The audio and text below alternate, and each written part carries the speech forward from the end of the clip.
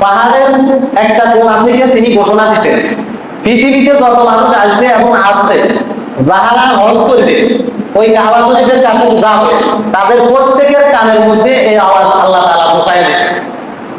কথা মানে বোঝেন না? বুঝলেন তো? সুবহানাল্লাহ করতে আমি বুঝি আপনারা বোঝেন না, আমি আবার করব।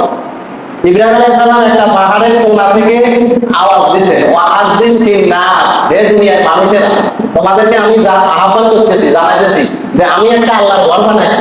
আল্লাহ আমাকে বলছেন তোমাদেরকে আহ্বান করার জন্য, তোমরা এই ঘরের কাছে আসি লাভবাহিক বলো।